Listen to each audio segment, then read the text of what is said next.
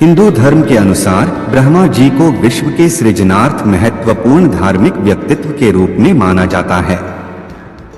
वे त्रिमूर्ति का एक हिस्सा हैं और ब्रह्मा का यह माना जाता है कि उन्होंने सृष्टि की रचना की।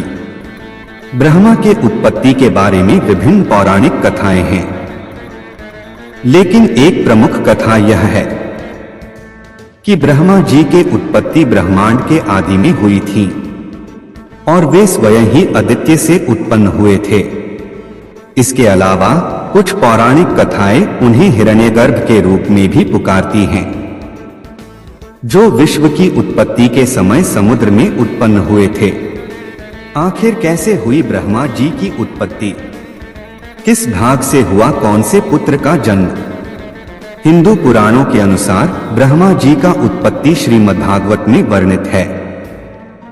उनके उत्पत्ति का कथा कहती है कि ब्रह्मा जी स्वयं अपनी उत्पत्ति के रहस्य को समझने की कोशिश करते हैं, लेकिन उन्हें भगवान विष्णु द्वारा उनके उत्पत्ति का रहस्य बताया जाता है। विष्णु ने कहा कि ब्रह्मा जी की उत्पत्ति अनंत काल से हुई है और वे स्वयं से उत्पन्न हुए हैं, यहां तक कि उनके अपने वचन भी उन्हें नहीं जाने सकते। ब्रह्मा जी का जन्म स्वयं ब्रह्मा के मुख से हुआ था, जो कि ब्रह्मांड के सृष्टि के प्रारंभ का कारण माना जाता है। सनातन धर्म में भगवान ब्रह्मा एक महत्वपूर्ण स्थान रखते हैं।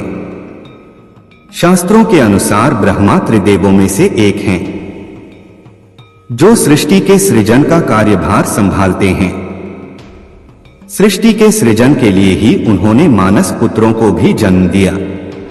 लेकिन क्या आप जानते हैं कि जिसने इस सृष्टि का निर्माण किया है, खुद उनका जन्म कैसे हुआ? सनातन धर्म में ब्रह्मा जी को सृष्टि के सृजनकर्ता के रूप में जाना जाता है। वह त्रिदेव यानी ब्रह्मा, विष्णु और महेश भगवान शिव में से एक हैं। धार्मिक मान्यताओं के अनुसार त्रिदेव के पास सृष्टि के सृजन, संतुलन और विनाश करने का कार्यभार है। लेकिन आपके मन में यह सवाल जरूर उठता होगा कि जिसने इस पूरी सृष्टि का सृजन किया है, खुद उनका जन्म कैसे हुआ? आइए जानते हैं कि ब्रह्मा जी के जन्म को लेकर शिव पुराण में क्या कहा गया है। पौराणिक कथाओं के अनुसार ब्रह्मा जी की उत्पत्ति क्षीरसागर में विराजमान भगवान विष्णु की नाभि से निकले कमल के द्वारा हुई थी, इसलिए वह स्वयंभू भी कहे जाते हैं। ब्रह्मा जी के 4 मुख होने के पीछे ये कारण बताया जाता है कि जब उनकी उत्पत्ति हुई तो उन्होंने अपने चारों ओर देखा, जिस कारण उनके 4 मुख हो गए।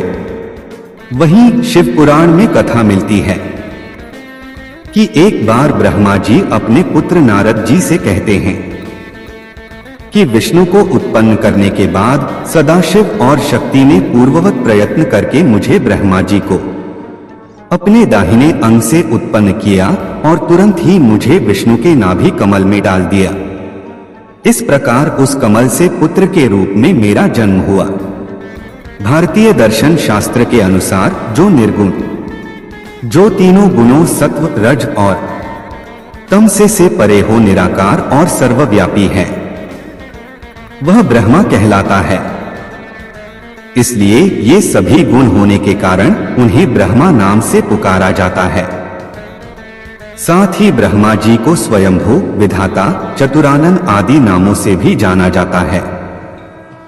ब्रह्मा जी ने अपने हाथों में क्रमश वरमुद्रा, अक्षर सूत्र, वेद और कमंडलू धारण किए हुए हैं।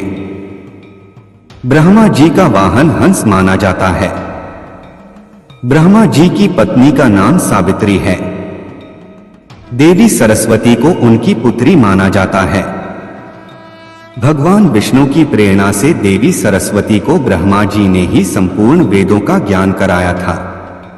सभी देवताओं को ब्रह्मा जी का पौत्र माना गया है। यही कारण है कि उन्हें पितामह भी कहा जाता है। ब्रह्मा जी देवता, दावन तथा समस्त जीवों के पितामह माने जाते हैं। शास्त्रों के अनुसार सर्वप्रथम ब्रह्मा ने पृथ्वी सहित सारी सृष्टि की रचना की। तत्पश्चात उन्होंने जीव रचना के विषय में सोचा और तब उन्होंने अपने शरीर के अलग अलग भागों से पुत्र उत्पन्न किए। यह सभी मानस पुत्र कहलाए। पूरा वीडियो देखने के लिए दिल की गहराई से शुक्रिया, धन्यवाद।